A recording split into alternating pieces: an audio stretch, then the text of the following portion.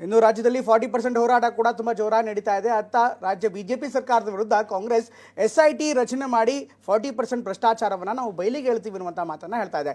ಇದಕ್ಕೆ ಪ್ರತಿಯಾಗಿ ನಿಮ್ಮ ಈ 40% SIT ಗುಮ್ಮಕ್ಕೆ ನಾವು ಹೆದರಲ್ಲ ಅನ್ನುವಂಥ ಮಾತನ್ನು ಬಿಜೆಪಿ ಹೇಳ್ತಾ ಇದೆ. ಇದೆಲ್ಲದರ ಜೊತೆಗೆ ಇವತ್ತು ಅಖಾಡಕ್ಕೆ ಕುಮಾರಸ್ವಾಮಿ ಕೂಡ ಎಂಟ್ರಿ ಕೊಟ್ಟಿದ್ದು ಟನ್ಗಟ್ಟಲೆ ಕಾಂಗ್ರೆಸ್ ಸರ್ಕಾರದ ಭ್ರಷ್ಟಾಚಾರದ ದಾಖಲೆ ಇದೆ ಅಂತ ಹೇಳ್ತಾ ಇದ್ದಾರೆ.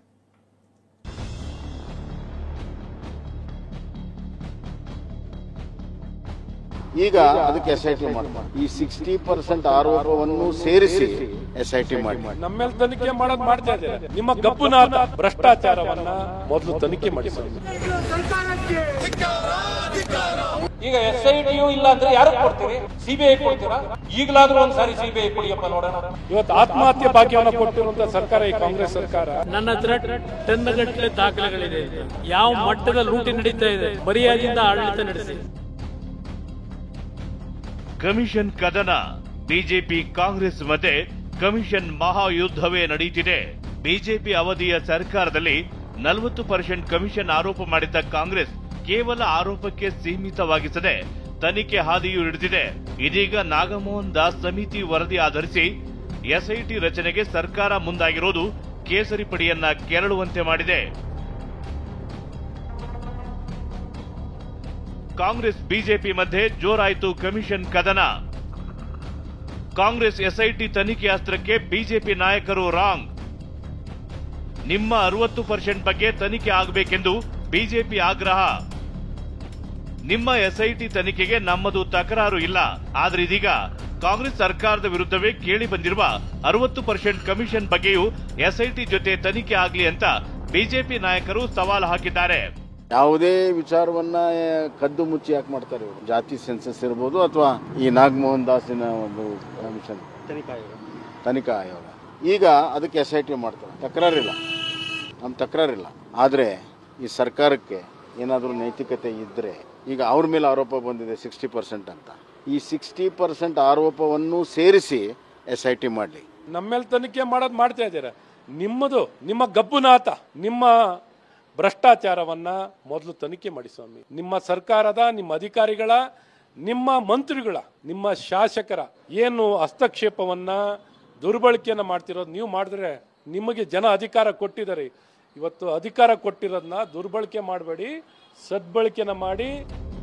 ಕಾಂಗ್ರೆಸ್ ಸರ್ಕಾರದ ಕಮಿಷನ್ ಬಗ್ಗೆ CBI ತನಿಖೆಗೆ ಕೊಡಿ ಅಂತ ಛಲವಾದಿ ನಾರಾಯಣ ಸ್ವಾಮಿ ಹೇಳಿದ್ರೆ, ಶಾಸಕ ಅಶ್ವಥ್ ನಾರಾಯಣ್ ವರ್ಗಾವಣೆ ದಂಧೆಯಲ್ಲಿ ಆತ್ಮಹತ್ಯೆ ಭಾಗ್ಯ ಕೊಟ್ರಿ ಅಂತ ಕಿಡಿಕಾರಿದ್ರು.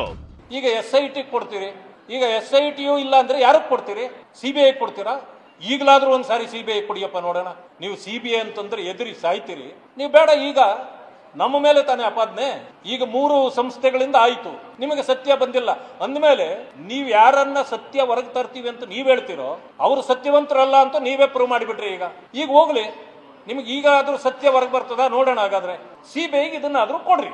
ಕಣ್ಣೂ ಕಾಣಿಸಲ್ಲ, ಕಿವಿನೂ ಕೇಳಿಸಲ್ಲ. ಅವ್ರಿಗೆ ಬೇಕಾಗಿದ್ದು ಮಾತಾಡಕ್ ಮಾತ್ರ ಬಾಯಿ ಇದೆ, ಅವ್ರಿಗೆ ಬೇಕಾಗಿರೋದು ನೋಡ್ಲಿಕ್ಕೆ ಮಾತ್ರ ಕಣ್ಣಿದೆ, ಅವ್ರ ಬೇಕಾಗಿರೋದನ್ನ ಕೇಳಿಸ್ಕೊಳಕ್ ಕಿವಿ ಇದೆ. ಇವತ್ತು ಈ ಪರಿಸ್ಥಿತಿಯಲ್ಲಿ ಎಷ್ಟು ಭ್ರಷ್ಟಾಚಾರ, ವರ್ಗಾವಣೆ ದಂಧೆಯಲ್ಲಿ ಇವತ್ತು ಆತ್ಮಹತ್ಯೆ ಭಾಗ್ಯವನ್ನು ಕೊಟ್ಟಿರುವಂತ ಸರ್ಕಾರ ಈ ಕಾಂಗ್ರೆಸ್ ಸರ್ಕಾರ. ಭ್ರಷ್ಟಾಚಾರ ಪ್ರತಿನಿತ್ಯ ಎಲ್ಲಾ ಗುತ್ತಿಗೆದಾರರು ಬೀದಿಯಲ್ಲಿ ನಿಂತ್ಕೊಂಡು ರಾಜ್ಯಪಾಲರಿಗೆ ಕಂಪ್ಲೇಂಟ್ ಕೊಟ್ಟು ಇವತ್ತು ಎಷ್ಟು ಹಣ ಡಿಮ್ಯಾಂಡ್ ಮಾಡ್ತಿದ್ದಾರೆ. ಇದು 100% ಸರ್ಕಾರ ಭ್ರಷ್ಟ ಸರ್ಕಾರ. 100%, 60%. ನನ್ನ ಬಳಿ ಟನ್ ಗಟ್ಟಲೆ ದಾಖಲೆ ಇದೆ ಎಂದು HDK ಕಿಡಿ. ಸರ್ಕಾರ ಲೂಟಿ ಮಾಡ್ತಿರುವ ಬಗ್ಗೆ ನನ್ನ ಹತ್ರ ಟನ್ ಗಟ್ಟಲೆ ದಾಖಲೆ ಇದೆ ಅಂತ ಕೇಂದ್ರ ಸಚಿವ ಕುಮಾರಸ್ವಾಮಿ ಬಾಂಬ್ ಹಾಕಿದ್ರು. ನನ್ನ ಹತ್ರ ಟನ್ಗಟ್ಟಲೆ ದಾಖಲೆಗಳಿದೆ ಅಂತ. ಅದಕ್ಕೆ ಇವತ್ತೆಂತದೋ ಪ್ರತಿಭಟನೆ ಅಂತೆ. ನಿಮ್ ಯೋಗ್ಯತೆ ಇದ್ರೆ ಮರ್ಯಾದೆಯಿಂದ ಆಡಳಿತ ನಡೆಸಿ. ನಾನು ಸುಮ್ಮನೆ ಹೇಳಿಲ್ಲ, ಹಿಂದೆ ಯಾವ ದಾಖಲೆಗಳು ಬಿಡುಗಡೆ ಮಾಡಿದ್ದೀನಿ.